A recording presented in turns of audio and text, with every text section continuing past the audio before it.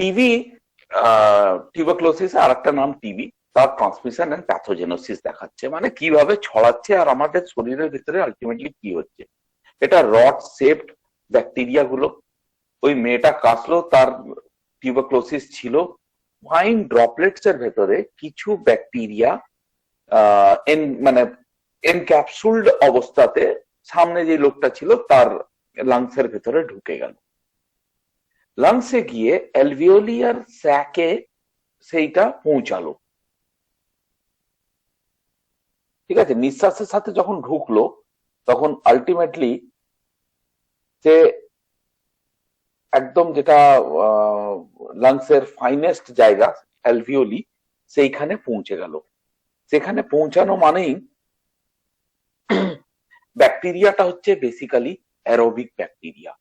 Aerobic bacteria মানে বেঁচে থাকার জন্য তার huge amount of oxygen required. যদি অক্সিজেন রিকোয়ার্ড হয় তাহলে সব থেকে ভালোভাবে বাঁচবে কোথায়? লাংসের মধ্যে। তার কারণ হচ্ছে কি, আমরা নিঃশ্বাস নিচ্ছি, নিঃশ্বাস ছাড়ছি, সেখানেই সব থেকে বেশি অক্সিজেন কন্টেন্ট। তো সে লাংসের অ্যালভিওলিতে গিয়ে বসলো। লাংসের অ্যালভিওলিতে যখনই যে কোনো ফরেন পার্টিকেল কিংবা অ্যান্টিজেন শরীরে ঢুকলেই আমাদের ডিফেন্স সিস্টেম অ্যাক্টিভেট হয়ে যায়, আর এগুলো হচ্ছে ম্যাক্রোফেজেস। ম্যাক্রোফেজেস ওগুলোকে খেয়ে নিচ্ছে, খেয়ে নেবার এনগালফ করে নিচ্ছে, ফ্যাগোসাইটোসিস করছে। ফ্যাগোসাইটোসিস করার পরে যতগুলো এখানে দেখতে পাচ্ছি সবগুলোর ভেতরে কিছু না কিছু ব্যাকটেরিয়া আছে, আর এক অপরের সাথে ম্যাক্রোফেজেস গুলো জোড়া লাগা স্টার্ট হয়ে গেল।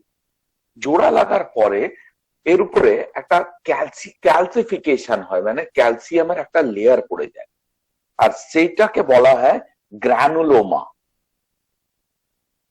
ঠিক আছে, এইটা হচ্ছে গ্রানুলোমা। এই কন্ডিশনটা হচ্ছে ল্যাটেন্ট কন্ডিশন, এইখানে রোগটা কিন্তু ছড়াচ্ছে না। আচ্ছা, ঠিক অ্যালভিওলিয়ার স্যাকটা দেখ, এরকম পারা একটা কালো পারা গোল হয়ে আছে।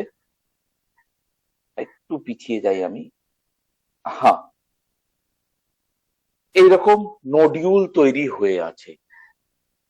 এই নডিউল গুলো লাংসে, অনেক জনকারই লাংসে দেখা যায়, কিন্তু এই নডিউলটা এই মুহূর্তে টিবি নয়। টিবির ইনফেকশন হয়েছে পেশেন্টকে, কিন্তু সামহাউ পেশেন্টের ওটাকে কি বলে, ডিফেন্স মেকানিজম ওটাকে আটকে রেখেছে। যখনই এই ক্যাপসুলটা ভাঙবে আর ভেঙে ওখান থেকে ছড়ানো স্টার্ট করবে ব্যাকটেরিয়া গুলো, সেই কন্ডিশনটা হচ্ছে টিবি, আর সেই সময় শরীরের ভেতরে সিমটমস গুলো দেখা যাবে। ঠিক আছে, এইখানে এই পেশেন্টের ওই ক্যাপসুলটা এখন ভাঙবে। ভাঙার পরে ব্যাকটেরিয়া গুলো লাংসে ঘোরাফেরা করে যাচ্ছে আর লাংসের বিভিন্ন জায়গাগুলোকে ড্যামেজ করছে। তো এই ড্যামেজ করা জায়গাগুলোকে, মানে এই কন্ডিশনটাকে আমরা বলবো পালমোনারি টিউবারক্লোসিস। পালমোনারি মানে লাংস, লাংসে টিবি হয়েছে, তাই পালমোনারি টিউবারক্লোসিস। ব্যাকটেরিয়া গুলো চারিদিকে ছড়িয়ে যাচ্ছে। এবার এরকম হতেই পারে কিছু ব্যাকটেরিয়া ব্লাড ভেসেলসটাকে ব্লাড ভেসেলস এর ভেতরে ঢুকে গেল।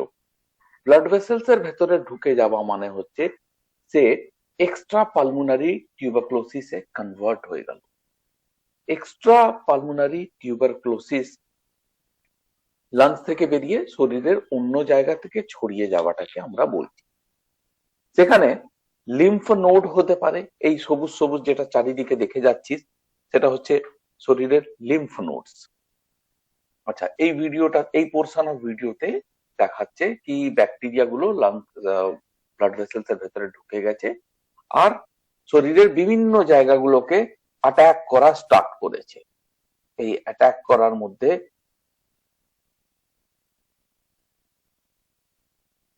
এটা হচ্ছে ব্লাড ভেসেলস এর ভেতরে ঢুকলো।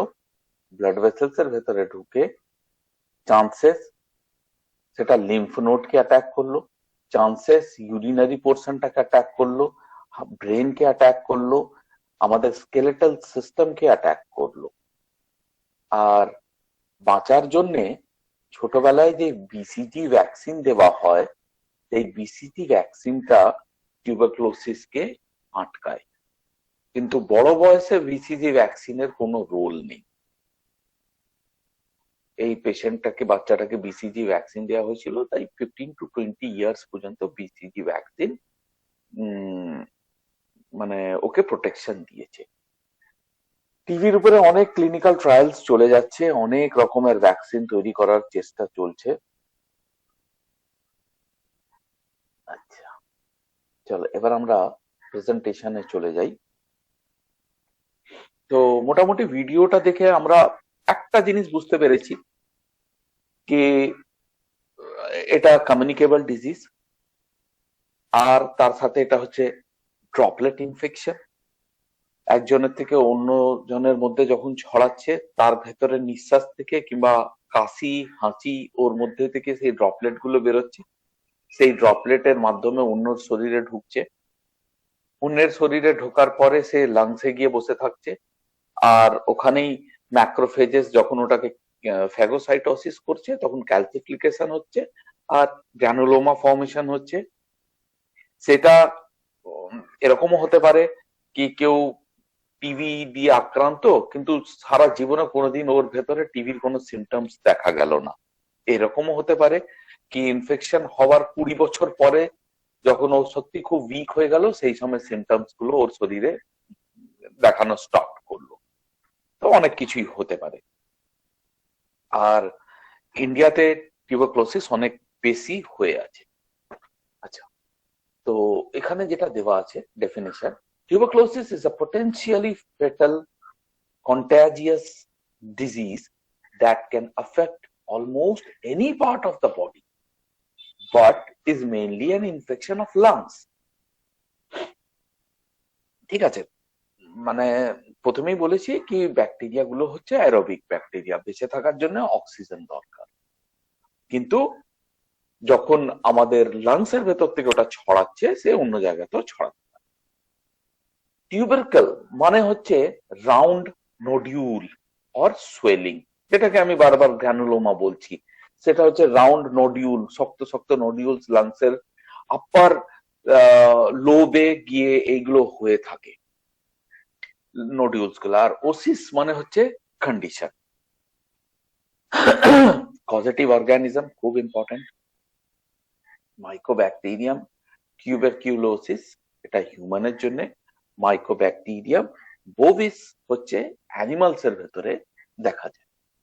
এছাড়াও আরো অনেকগুলো আছে এই ফ্যামিলির, তার নামগুলো এখানে পরপর দেওয়া আছে, যেমনি মাইকোব্যাকটেরিয়াম আফ্রিক্যানাম, মাইকোব্যাকটেরিয়াম মাইক্রোটি, নন মাইক্রোব্যাকটেরিয়াম জিনাস কিছু আছে, তার ভিতরে লেপ্রে আছে যেটা লেপ্রোসির জন্য রেসপন্সিবল, এভিয়াম আছে, এসিয়াটিকাম আছে।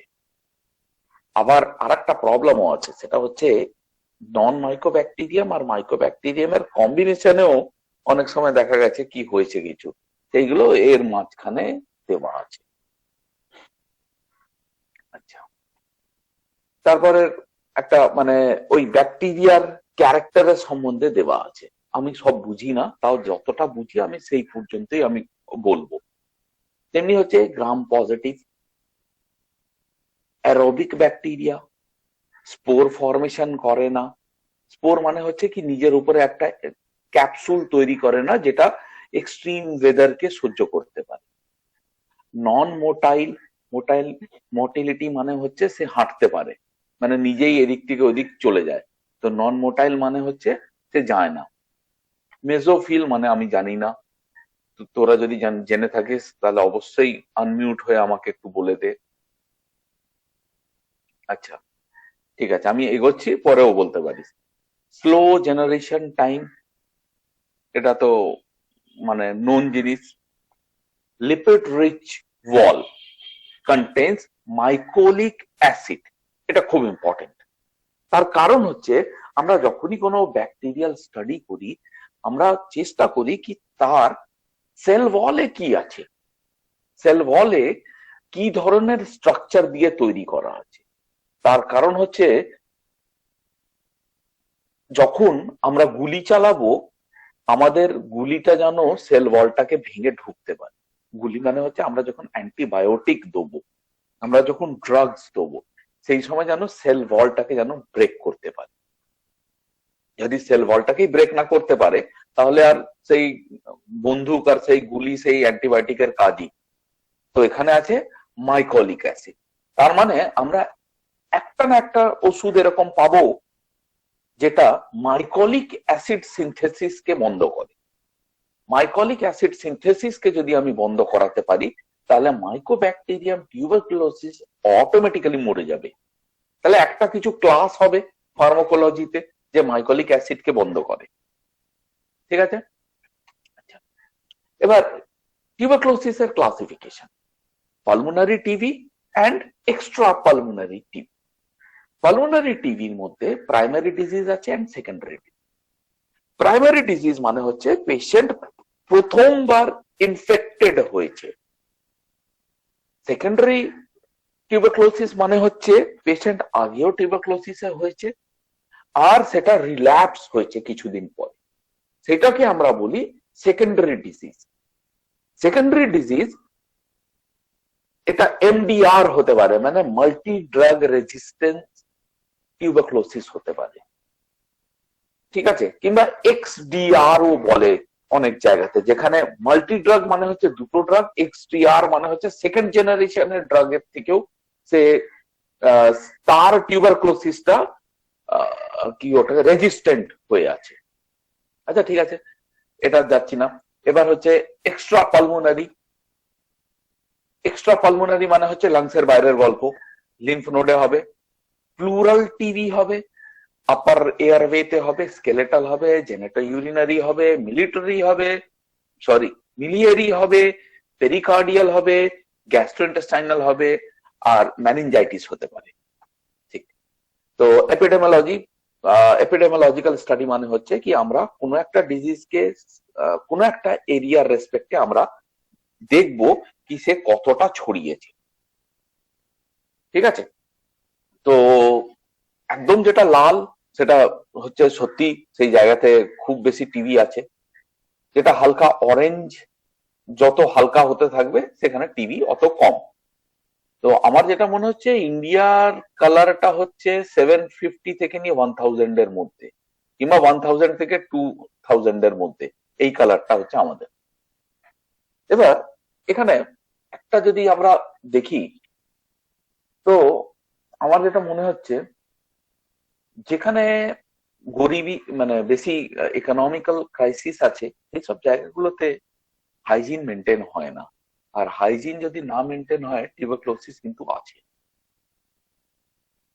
আর ইয়েলো পোর্শন যেগুলো, তারা কিন্তু রিচ কান্ট্রি, সেই রিচ কান্ট্রিতে কিন্তু সত্যি কম আছে। যেরকম এই যে আমেরিকা কানাডা এই পোর্শনটা হয়ে গেল। তারপরে অবশ্যই আর্জেন্টিনা রিচ নয়, চিলি রিচ নয়, তাও এদের কালার আমাদের থেকে অনেক হালকা। ইউরোপ, বেশিরভাগ ইউরোপটা হচ্ছে তোমার একদম লাইট ইয়েলোতে আছে, তার মানে টিউবারকুলোসিস এর খুবই কম আছে। তারপরে এইদিকে আরবিক কান্ট্রিজ এর ভেতরে এখানেও কালারটা আমাদের থেকে কম, কিন্তু জানি না রাশিয়া কেন আমাদের থেকে বেশি। আর এদিকে নিউজিল্যান্ডও পরিষ্কার, আর এগুলো তো সবই আমাদের থেকেও বাজে অবস্থা। আফ্রিকার তো আরো বাজে অবস্থা। আচ্ছা ঠিক আছে, এখানে একটা পরিসংখ্যান দেওয়া আছে 2011-র, এখানে বলা হয়েছে কি 8.7 মিলিয়ন কেসেস দেখা গেছে। তার ভিতরে এশিয়া থেকে 59% আর আফ্রিকা থেকে 26%, ঠিক ওরকম ভাবেই দেওয়া আছে। এটা হচ্ছে নিউ কেসেস অফ টিউবারকুলোসিস কোন দেশে কত ধরা পড়েছে ইন দ্য ইয়ার 2011। বাহ, আমাদের গর্ব করা উচিত কি এই ইন্ডিয়া টপে আছে। 22 লাখের মতন কেস, কি 22 লাখের মতন কেস, নিউ কেসেস ইন্ডিয়ার মধ্যে দেখা গেছে। তারপরে আমাদের পিছনেই আছে China, South Africa, Indonesia, Pakistan, Bangladesh, Philippines, Congo, সব দেশই আমাদের মতনই রে, কারোর কাছে খাওয়ার পয়সা নেই। আচ্ছা, এটাকে আবার গোল চক্রে দেখিয়েছে পার্সেন্টেজের রেসপেক্টে কি ইন্ডিয়া কত বড় কন্ট্রিবিউটর টিউবারকুলোসিসে। ইন্ডিয়া হচ্ছে 21%। আর whereas Pakistan is only 3%, Bangladesh 4%, আমরা অনেক এগিয়ে আছি। এটা বেসিক্যালি আমি বুঝতে পারিনি এই স্লাইডটা ডিজিজ রেসপেক্টে কতগুলো ডেথ হয়েছে তার রেসপেক্টে। আচ্ছা, এটা ছড়ায় কি করে? একটা ফটো দেওয়া আছে, তার ভিতরে 1 নম্বর ছবিতে দেখ বাচ্চা, ওটা বাচ্চা নয়, এটা আফ্রিকান কোন একটা বই থেকে তোলা ছবি। কাফিং উইদাউট কভারিং দ্য মাউথ, এখান থেকে টিভি ছড়ায়। খুব ভালো কথা, এখান থেকে করোনাও ছড়ায়, কিন্তু করোনার জন্য লোকেরা অনেক অ্যাওয়্যার আছে, অনেক মাস্ক পরছে, তাই হয়তো টিউবারক্লোসিস একটু কম ছড়াবে। 2 নম্বর হচ্ছে crowded place with poor ventilation. যদি তার মধ্যে কেউ টিবি পেশেন্ট ঢুকে থাকে, পুরো টিবি জার্মস গুলো ড্রপলেট ইনফেকশন হয়ে চারিদিকে ছড়াতে থাকে। স্পিটিং এভরিওয়্যার, স্পিটিং মানে থুতু ফেলা এভরিওয়্যার, এটা আমাদের অভ্যেস একদম এইরকমই, চারিদিকে আমরা থুতু ফেলতে থাকি। সেই থুতুটাই যখন শুকোবে ডাস্ট পার্টিকেলের সাথে সেটা ঘোরাফেরা করবে এয়ারে। কি কি সিমটমস হবে? পারসিস্টেন্ট কাফ, কাফ মানে হচ্ছে কাশি, প্রচন্ড কাশি, কিছুতেই আর থামবে না। এরকম কাশি বুকে ব্যথা হয়ে যাবে। কাশি এরকম হতে পারে কি সাথে যে স্পুটাম মানে যেটাকে আমরা কফ বলি, কফ বেরোচ্ছে কি বেরোচ্ছে না, ওই যে কফের ডেলা বেরিয়ে এলো, তার ভিতরে রক্তরও ছেটা থাকবে। কেন কি একটা জিনিস ভাবো, লাংসের অ্যালভিওলিকে সে ড্যামেজ করেছে, তার মানে সেখান থেকে অল্প স্বল্প ব্লাড ওর স্পুটামের ভেতরে লাগা থাকবে। যখনই অ্যালভিওলি ড্যামেজ হয়েছে তখনই কিন্তু নিঃশ্বাস নিতে অসুবিধা হবে। তাই shortness of breath, urine discolouration, cloudy and reddish urine, fever with chill and fatigue, এগুলো হচ্ছে কয়েকটা রিজন, মানে সরি সিমটমস। এটা খুব একটা কঠিন ভাবে দেওয়া আছে, যদি তোরা পরে এটাকে খুব ভালো করে নিয়ে বসে যদি আস্তে আস্তে দেখিস তাহলে দেখবি উত্তরটা খুঁজে পাচ্ছিস। এটাকে দেখার নিয়ম হচ্ছে সব থেকে প্রথমে এই ছোট বক্সটা পড়তে হবে কি এখানে কি বলছে। যেমনি ডার্ক গ্রে লাইন যেগুলো আছে সেগুলো হচ্ছে মোর স্পেসিফিক। তার আগে বলি এই লোকটার টিবি হয়েছে, টিবিতে ওর শরীরে কি কি অসুবিধে আর কি কি সিমটমস দেখা যাচ্ছে। যেরকম সবার মাথার কাছে লেখা আছে পুয়ার অ্যাপেটাইট, মানে খিদে কম পাওয়া। নাইট সোয়েট, নাইট সোয়েট মানে হচ্ছে রাত্রিবেলা ঘুমোবার সময় ঘাম বেরোনো। প্রচন্ড weakness, fever, dry cough, weight loss, gastro intestinal symptoms. ঠিক আছে, এইগুলো কয়েকটা প্রবাবল ওর অসুবিধা থাকবে। এবার কোন ডিজিজে কোনটা বেশি দেখা যাবে সেটা হচ্ছে ব্যাপার। এখানে এস্টাবলিশড পালমোনারি টিউবারক্লোসিস, এস্টাবলিশ মানে তাকে ব্রেন টিবি আর স্কেলেটাল টিবি, বোন টিবি হওয়ার আগে পালমোনারি টিবি হতেই হবে। তো পালমোনারি টিবিতে কি হবে, প্রোডাক্টিভ কাফ, তার সাথে নাইট সোয়েট, আর এই যতগুলো লাল লাইন দেখছিস এগুলো সবগুলোই মানে ওর সিমটমস থাকবে। মিলিয়ারি টিউবারক্লোসিসের দেখ গ্রিন লাইন যতগুলো আছে, এই গ্রিন লাইন গুলো ওর সিমটমস হিসাবে থাকবে। যেরকম হচ্ছে weakness, weight loss, fever, poor appetite. Miliary টিউবারক্লোসিসে ড্রাই কাফ নেই, মিলিয়ারি টিউবারক্লোসিসে কিন্তু গ্যাস্ট্রোইন্টেস্টাইনাল সিমটমসও নেই। আচ্ছা, রিটার্ন অফ ডরমেন্ট টিউবারক্লোসিস যদি কারোর হয় তাহলে এই লাইনগুলো হচ্ছে, ভায়োলেট কালারের লাইনগুলো হচ্ছে তার সিমটমস। প্রাইমারি টিউবারক্লোসিস, এটা সবাই সব লাইনগুলোকে কমপ্লিট করছে। প্লুরাল পোর্শনে যদি হয় টিউবারক্লোসিস তাহলে ড্রাই কাফ আর ফিভার। ঠিক আছে, এটা একবার দেখে নিবি, বুঝে নিবি, বেশ সুন্দর স্লাইডটা। আচ্ছা, এখানে একটা ছোট্ট পারা প্রেজেন্টেশনের মধ্যে দেখানো আছে কি কিভাবে টিউবারক্লোসিসটা ছড়াচ্ছে শরীরের ভেতর। তো আমরা একদম এক্সট্রিম লেফটে চলে যাব, এখানে লেখা আছে এক্সপোজার টু সোর্স। আচ্ছা, যে ভিডিওটা দেখেছিলাম সেখানে সোর্স ছিল একটা মহিলা, সেই মহিলার কাছাকাছি গেলে পাশে যেই পুরুষটা দাঁড়িয়ে ছিল সেই লোকটার হয়েছে, তাহলে এক্সপোজার টু সোর্স, সোর্স থেকে এলো। আচ্ছা, সোর্স কি করলো? সেটা এরোজিলাইজেশন অফ ড্রপলেট করলো। এরোজিলাইজেশন মানে হচ্ছে এরোজোল, জানিস তোরা? এরোজোল মানে হচ্ছে ফাইন ড্রপলেটস। সেই ফাইন ড্রপলেটস এর ভেতরে মাইক্রো অর্গানিজমটা ঢুকে বসেছে। সেই ফাইন ড্রপলেটটা যখন নিঃশ্বাসের মাধ্যমে শরীরের ভেতরে ঢুকলো, তখন কি কি হবে? তখন দুটো জিনিস হবে। নাম্বার ওয়ান, এইদিকে ওপরের দিকে চলে গেল, নো ইনফেকশন 50%। ঠিক আছে? তার কারণ কি? ম্যাক্রোফেজেস গুলো ওকে খেয়ে নিল, শরীরের ডিফেন্স মেকানিজম খুব সুন্দর, আর ওকে নোডিউল ফরমেশনে ওকে শরীরের ভেতরে রেখে দিল। ঠিক আছে? নাম্বার টু, তার ভেতরে কি হলো? ম্যাক্রোফেজেস এলো, ব্যাকটেরিয়া ম্যাক্রোফেজেস এর ভেতরে জমা থেকে গেল, গ্রানুলোমা লিজনস ফর্ম হলো, মানে ওই রকম একটা ড্যামেজ হয়ে গেল অ্যালভিওলির ভেতরে। সেই যে ড্যামেজটা হয়েছে সেখান থেকে ব্যাকটেরিয়া গুলো বেরোনো স্টার্ট করলো। এবার ব্যাকটেরিয়া গুলো যখনই বেরোবে তখন আবার শরীরের ডিফেন্স মেকানিজম ওটাকে কন্ট্রোল করার চেষ্টা করবে।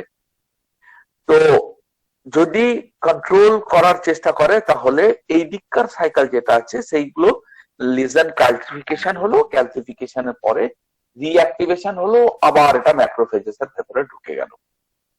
আর আরেকটা দিক, ওই লিজন মানে হচ্ছে সেই ঘাটা, সেখান থেকে ব্যাকটেরিয়া গুলো বেরোলো, সেই ব্যাকটেরিয়া গুলো বেরোবার পরে রক্তে মিশে গেল, রক্তে মিশে যাওয়ার পরে সেটা ডেথও হতে পারে পেশেন্টের। আচ্ছা, এবার এখানে টাইপ গুলোকে আলাদা আলাদা ভাবে দেওয়া আছে। আমরা একটু স্পিডে যাব, কেন কি অলরেডি তোমাদের এগুলো জানা আছে। প্রাইমারি টিউবারকুলোসিস মানে হচ্ছে ওই রকম টিউবারকুলোসিস যেটা একবার প্রথমবার ইনফেকশন হয়েছে। সেকেন্ডারি টিউবারকুলোসিস মানে হচ্ছে সেকেন্ড বার হয়েছে, ওটা শরীরের ভিতরে ছিল, আবার করে দেখা গেছে। আচ্ছা, এক্সট্রা পালমোনারি যেটা শরীর থেকে বেরিয়ে গেল, ওই যে একটা চার্ট দেখেছিলাম, তার ভেতরে একটা একটা করে ধরে ধরে বলা আছে। লিম্ফ নোডে যদি হয় টিউবারকুলোসিস, মানে শরীর থেকে লাংস থেকে বেরিয়ে ব্লাডে ঢুকেছে, ব্লাড থেকে ঢুকে এবার ওটা লিম্ফ নোডের ভেতরে ঢুকে গেছে, লিম্ফ নোড গুলো পেনলেস সোয়েলিং হয়ে গেছে, তারপরে টেস্ট করে দেখা গেল পিওর লিম্ফ নোডে টিবি ব্যাকটেরিয়া বসে আছে। প্লুরাল টিবি, প্লুরাল টিবি মানে হচ্ছে লাংস এর ওপরে একটা পাতলা পারা একটা কভার আছে, সেটাকে প্লুরাল বলে। ঠিক আছে? সেইটাতে যদি প্লুরাতে যদি তোমার ব্যাকটেরিয়াটা ঢুকে বসে যায় আর ওখানে যদি গ্রোথ করা স্টার্ট করে, সেটাকে আমরা বলবো প্লুরাল টিবি। আপার এয়ারওয়েজ মানে ল্যারিংস, ফ্যারিংস, এপিগ্লোটিসের যদি ওটা বসে থাকে তাহলে ওটাকে আমরা আপার এয়ারওয়ে টিউবারকুলোসিস বলবো।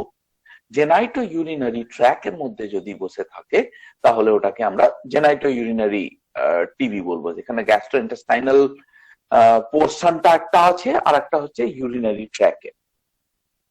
না সরি, জেনাইটো ইউরিনারি ট্র্যাক মানে হচ্ছে ইউরিনারি পোর্শনের যেটা তোমার যেমনি ইউরেথ্রা, তারপরে হচ্ছে ব্লাডার, এই পোর্শন গুলোতে যদি ব্যাকটেরিয়াল ইনফেকশনটা বেড়ে যায় তাহলে সেটাকে জেনাইটো ইউরিনারি ট্র্যাক্ট ব্যাকটেরিয়া মানে ইনফেকশন বলবো আমরা। বোন টিবি যদি হয় সেটাকে আমরা স্কেলেটাল টিবি বলবো। গ্যাস্ট্রোইন্টেস্টাইনাল টিবি মানে হচ্ছে যদি লিভার আর অন্যান্য যে জায়গাগুলো আছে সেইখানে যদি গ্যাস্ট্রোইন্টেস্টাইনাল ট্র্যাকের মধ্যে যদি হয়। ব্রেনে যদি হয় তাহলে টিবি ম্যানিনজাইটিস সেটাকে বলা হয়।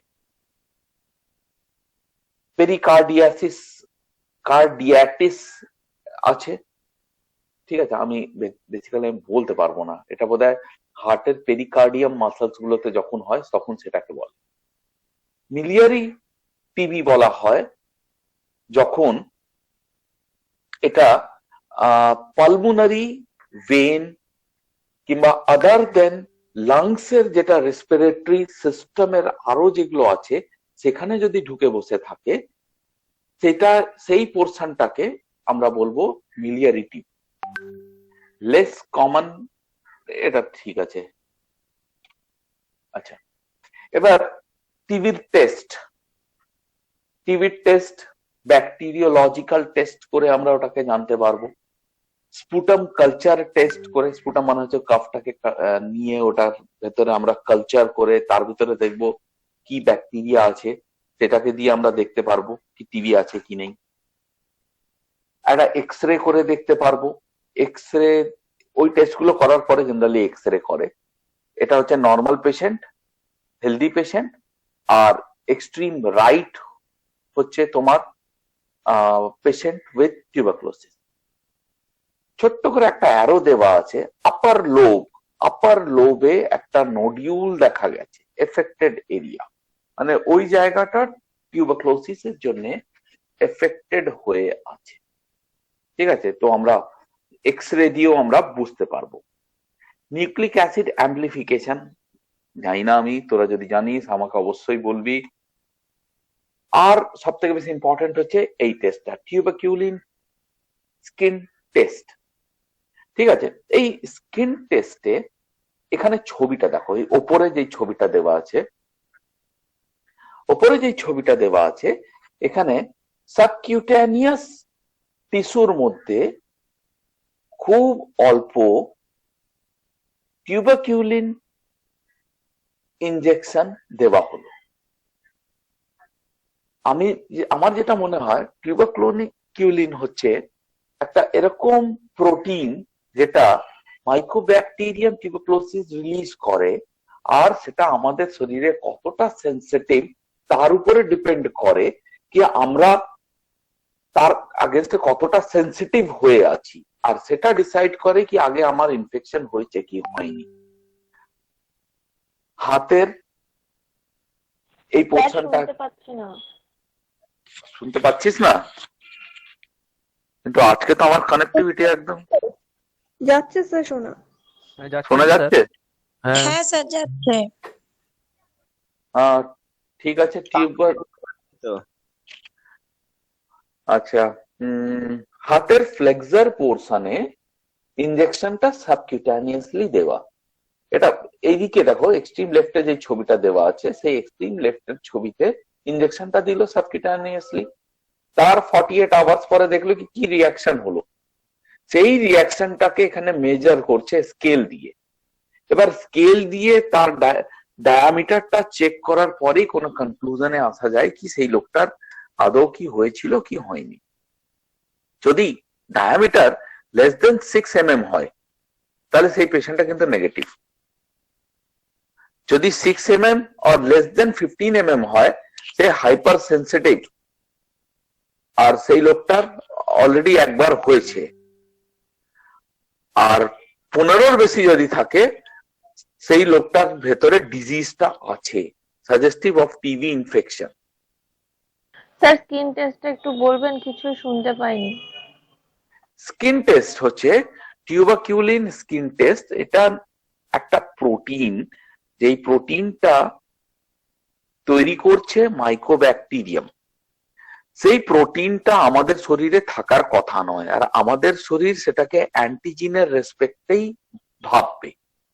সেই প্রোটিনটা আমাদের শরীরের ভেতরে আসার সাথে সাথে আমাদের শরীর একটা রিয়াকশন করবে।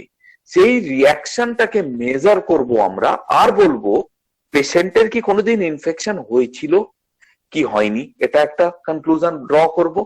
যদি হয়ে থাকে এই মুহূর্তে ডিজিজটা আছে কি নেই, সেই কনক্লুশনটা একটা ড্র করব। আর একটা 3 নম্বর কনক্লুশন আমরা ড্র করব কি yes patient is suffering from tuberculosis. ঠিক আছে, তো তার জন্য সাবকিউটানিয়াস ইনজেকশন দিতে হবে। সাবকিউটানিয়াস টিস্যুর এখানে ছবির মধ্যে দেখ, নিডলটা সাবকিউটানিয়াস টিস্যুর জাস্ট ওপরে অ্যান্টিজেনটা ঢেলে দিল। এবার অ্যান্টিজেন, তারপরে এবার হাতের দেখ, ফ্লেক্সার পোর্শন বলে হাতের, এটা খুব ছোট্ট নিডল দিয়ে সাবকিউটানিয়াস ইনজেকশন দেওয়া হলো। এটা বেসিক্যালি ইনসুলিনের জন্য এই ইনজেকশন গুলোকে ইউজ করা হয়, কেন কি ইনসুলিনও সাবকিউটানিয়াস দিতে হয়। যখনই আমরা সাবকিউটানিয়াস দিলাম সেই জায়গাটা আমরা মার্ক করে রাখলাম কি কোথায় ইনজেকশনটা দেওয়া হয়েছিল। ঠিক আছে, তার 48 থেকে 72 আওয়ার্স পরে আমরা স্টাডি করে দেখলাম কি যেরকম রেড দাগ হয়েছে, এই রেড দাগ হয়েছে অ্যান্টিবডি অ্যান্টিজেন রিয়াকশনের জন্য। এই রেড দাগটা হয়েছে আমাদের শরীরের ডিফেন্স মেকানিজমের জন্য। এই কারণেই এখানে ইনফ্লামেশন হয়ে আছে।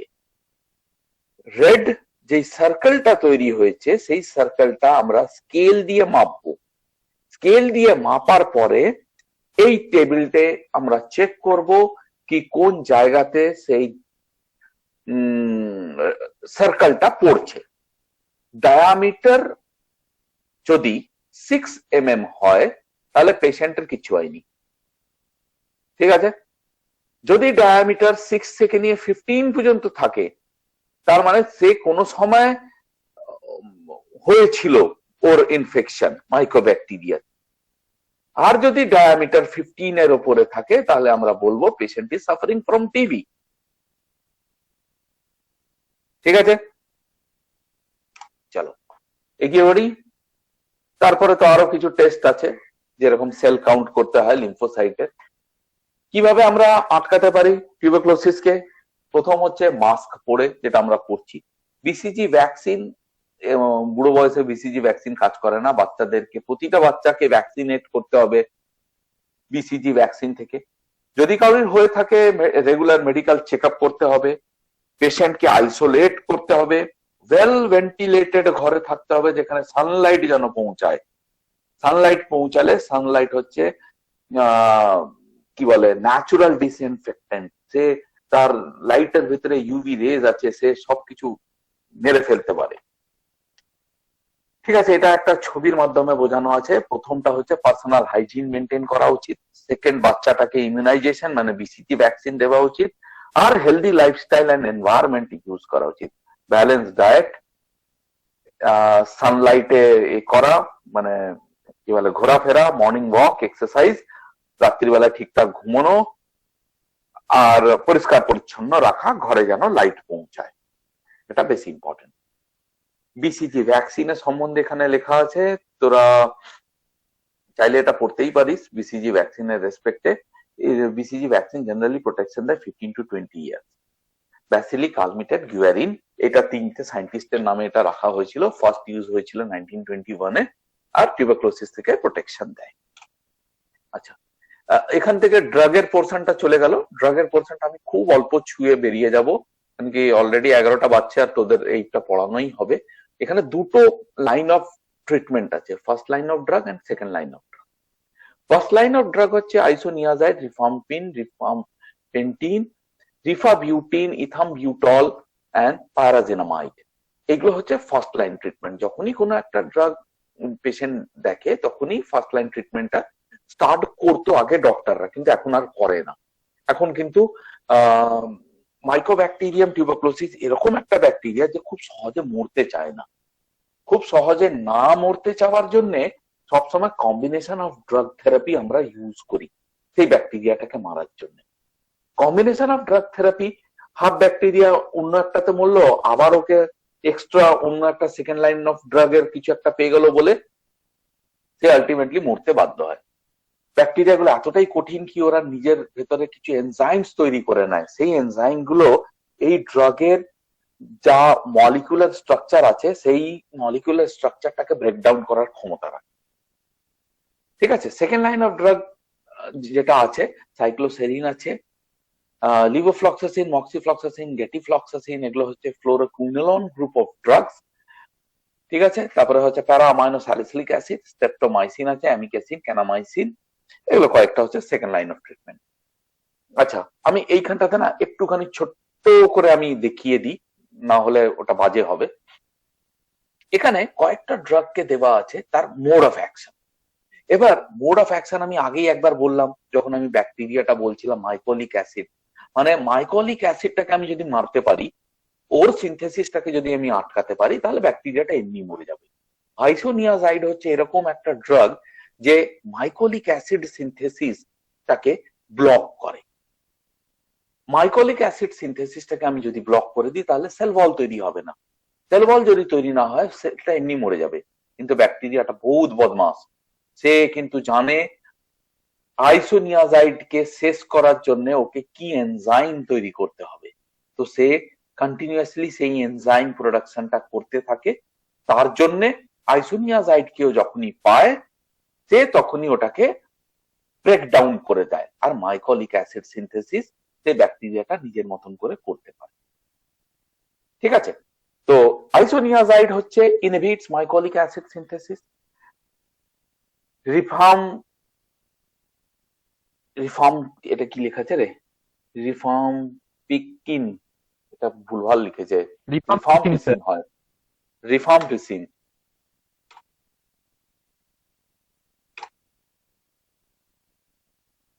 আচ্ছা, রিফার্মপিসিন কি করছে, আরএনএ সিনথেসিস কে ব্লক করছে আর ডিএনএ ডিপেন্ড, ঠিক আছে, আরএনএ সিনথেসিস কে এই ডায়াগ্রামের ভেতরে যদি তুই দেখিস, যখন রেপ্লিকেশন হয় ডিএনএ থেকে ওটা স্ট্রেন্থ আলাদা হয়ে সেলের নিউক্লিয়াসের বাইরে গিয়ে সেটা আবার যখন অন্য অ্যামাইনো অ্যাসিডস গুলোকে জোড়া লাগিয়ে আবার করে নতুন ডিভিশনের আগের পোর্শনটা, সেই পোর্শনটাতে সে আরএনএ সিনথেসিসটাকে ব্লক করে দিচ্ছে। তাহলে একটা ব্যাকটেরিয়া আর একটা ব্যাকটেরিয়াতে কনভার্ট হচ্ছে না, আর সেই ব্যাকটেরিয়াটার ডেথ ওখানেই হয়ে যাচ্ছে। প্যারাজিনামাইড কি করছে, bactericidal slowly metabolising organism within acidic environment of phagocytosis or Siege's granuloma। বাপরে, খুব কঠিন ভাবে আছে, এটা দেবু স্যার পড়াবে। আচ্ছা, ইথামবিউটাল কি করছে, bacteriostatic in nature, inhibits the arabinosyl transferase, এটা একটা এনজাইম আছে, সেই এনজাইমটাকে ব্লক করছে। আর এই এনজাইমটা ব্লক হওয়ার জন্য যেটা হবে সেটি হচ্ছে তোমার সেল মেমব্রেনটা ব্রেকডাউন হয়ে যাবে। স্ট্রেপ্টোমাইসিনও ঠিক ওই রকমই প্রোটিন সিনথেসিসটাকে আটকে দিচ্ছে। স্ট্রেপ্টোমাইসিন এসে ভুলভাল প্রোটিন সিনথেসিস করিয়ে দিচ্ছে, আর ভুলভাল প্রোটিন সিনথেসিসের জন্য ব্যাকটেরিয়া আর বেঁচে থাকতে পারছে। ইন্ডিয়াতে ডটস তোরা সবাই জানিস, ডাইরেক্টলি অবজার্ভ ট্রিটমেন্ট, এটার জন্য অনেক হেলথ ওয়ার্কার্স আছে যারা বাড়ি বাড়ি ঘুরে বেড়াচ্ছে, আর ঘুরে যদি কোনো টিউবারকুলোসিসের পেশেন্ট পায় সেই টিউবারকুলোসিসের পেশেন্টকে তারা ফ্রি অফ কস্ট ওষুধ ওর বাড়িতে পৌঁছে দেয়। তাদের মান্থলি একটা রুটিন করে রাখে কি কিরকম আছে আফটার টেকিং দ্য ড্রাগ, সেই জিনিসগুলোকে করে যাচ্ছে। আচ্ছা, যেটা বলছিলাম মাল্টি ড্রাগ রেজিস্ট্যান্ট টিবি মানে হচ্ছে কি মাইকোব্যাকটেরিয়াম এত ওষুধ খেয়েছে কি ও কিছু এনজাইম তৈরি করা স্টার্ট করে দিচ্ছে, আর আলটিমেটলি আইসোনিয়াজাইড এন্ড রিফাম্পিসিন কে দিয়ে ও আর মরছে না। তো এমডিআর টিবি কে মারার জন্য আরো বেশি ড্রাগস দরকার। ইন্ডিয়া আর চায়নাতে ভর্তি এমডিআর পেশেন্ট। তারপরেরটা হচ্ছে এক্সডিআর টিবি, এখানে আবার সেকেন্ড লাইন অফ থেরাপিতে যেই ফ্লোরোকুইনোলনস গুলো আছে তার ভেতরেও কিছু কিছু ড্রাগের ভেতরে রেজিস্ট্যান্ট দেখা গেছে। যেরকম ফ্লোরোকুইনোলনস এর ভেতরে ছিল সিপ্রোফ্লক্সাসিন, গেটিফ্লক্সাসিন, লিভোফ্লক্সাসিন, মক্সিফ্লক্সাসিন। আবার দেখা গেছে কি কিছু অ্যামিক্যাসিন ক্যানামাইসিনের মধ্যেও ও রেজিস্ট্যান্ট শো করছে। ঠিক আছে, আর আরেকটা পোর্শন দেখা গেছে কি যাদের এইডস আছে তাদের এমনি শরীরের ইমিউনিটি ডাউন থাকে। ইমিউনিটি ডাউন থাকার জন্য টিউবারকুলোসিস খুব বাজেভাবে ছড়ায়, আর ছড়াবার পরে সেই পেশেন্ট আলটিমেটলি মারা যায় টিউবারকুলোসিস।